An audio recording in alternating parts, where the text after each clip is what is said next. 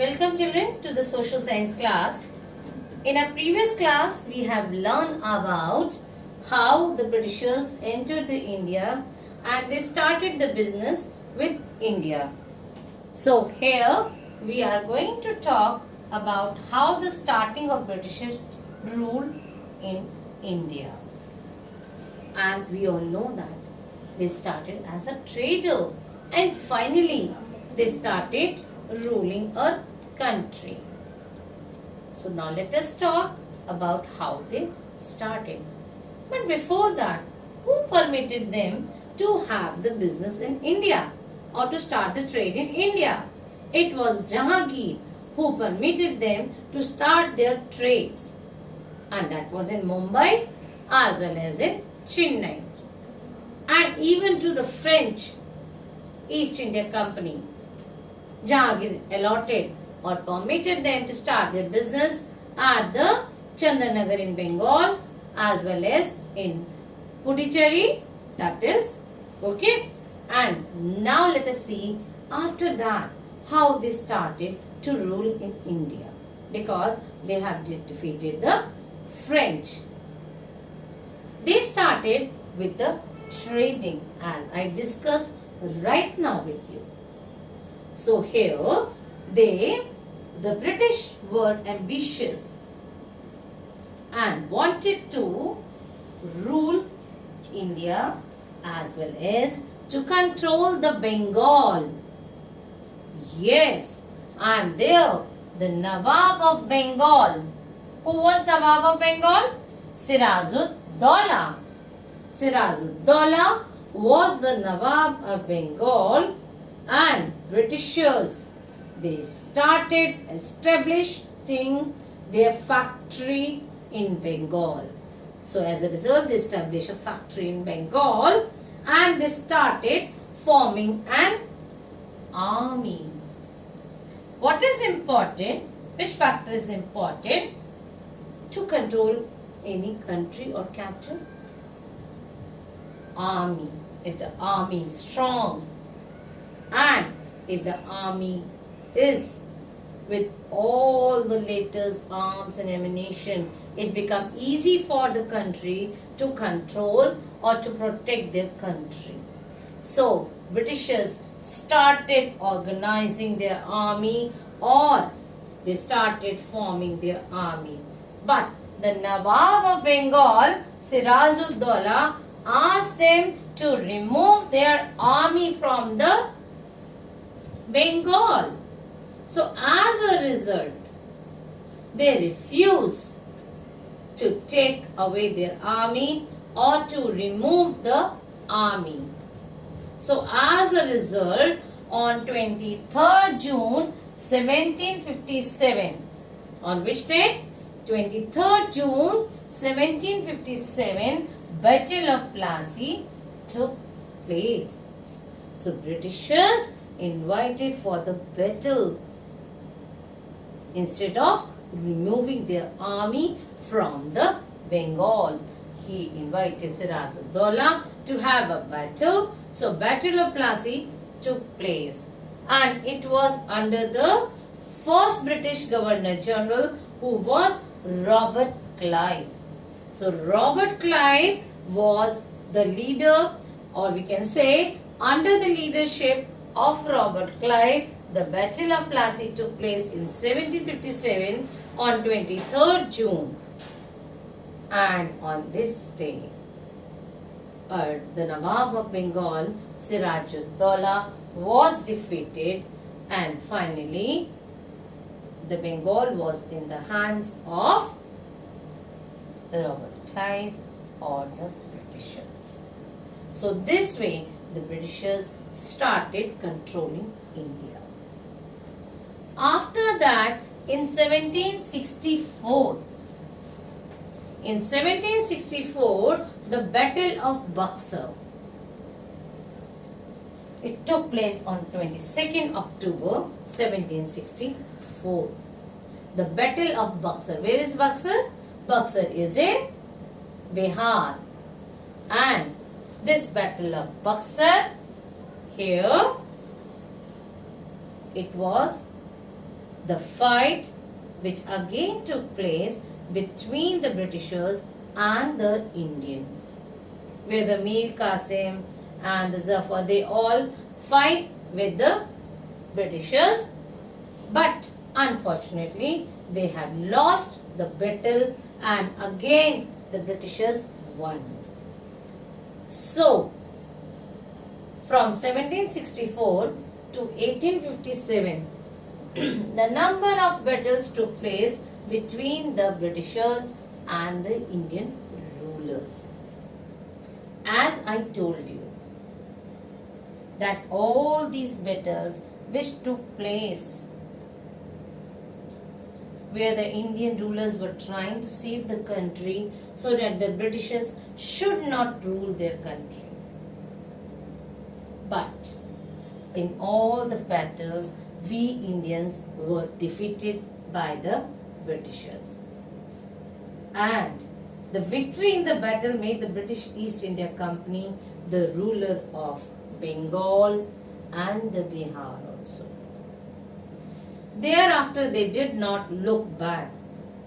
So, as a result, the British East India Company from 1764 to 1857, they was able to conquer most of the parts of India, or we can say most parts of India, and they fought battles and defeated the Indian rulers one by one. So this was the history of how they started to rule in India. Now we will see that what were the different annexures they started, or what were the different policies they have started or adopted in India. So now let us talk about it.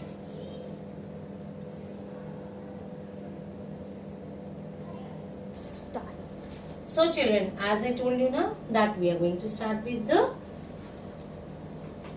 different kind of policies which are adopted by the Britishers that the Indian should follow. Yes, and they brought these policies so that all the Indian were under the control of the Britishers. So, Lord Wellesley introduced the policy that was subsidiary alliance. Lord Wellesley was the Governor General of the British and he introduced this subsidiary alliance. Subsidiary means that the Indian has to pay the amount or the subsidy. Alliance means it's a treaty between the Indian ruler and the Britishers, according to which the Indian ruler has to follow their follow the conditions. And this alliance has the certain conditions. So, under this alliance, if an Indian ruler accepted certain conditions, what? Certain conditions, the British East India Company will protect that alliance or that provinces from outside attacks as well as the internal revolts, because some revolt because some people were not agreed with the subsidiary alliance or the way the British were adopting or introducing the different policies that has to be followed by the Indians. Okay, so now in this subsidiary alliance, what was the condition? Condition was the Indian kings. Okay, there were few conditions. Number one was the ruler would keep a troop of British army and pay for them. They can keep the Indian army, but they have to pay the money to the British government for keeping them. Okay, so the ruler would keep a troop of British army. Whose army? British army. And the salary will be paid to them by the Indian ruler.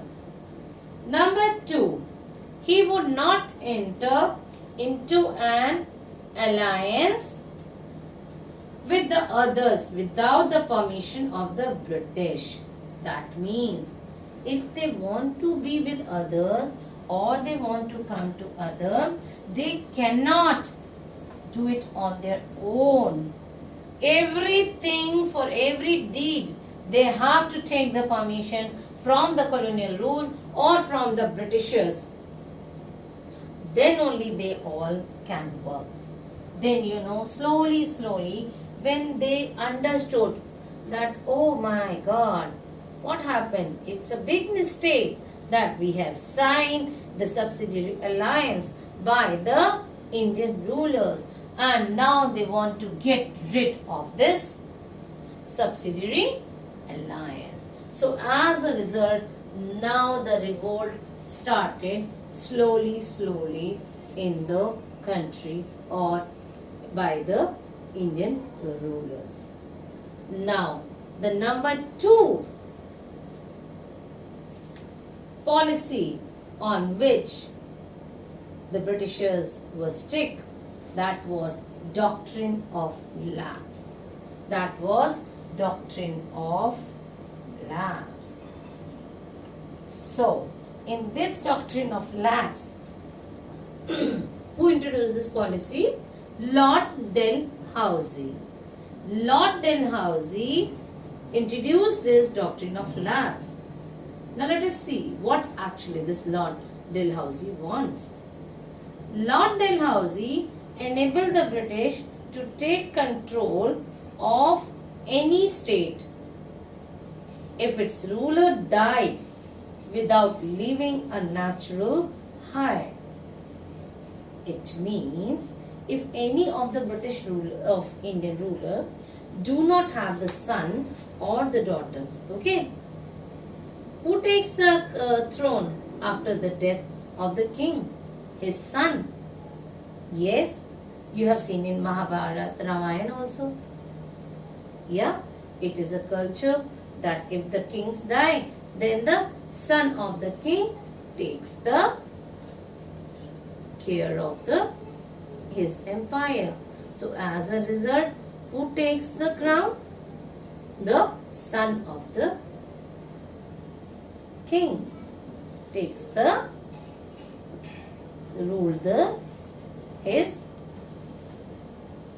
provinces. But here, as per the doctrine of lapse, as Lord Dalhousie said, that the British to take control of any state if its ruler died without leaving a natural heir. And the best examples, and they were not permitted to adopt a son. Yes, no adoption should be done. Like sometimes the king used to adopt their brother's son so that they can take care of the whole provinces.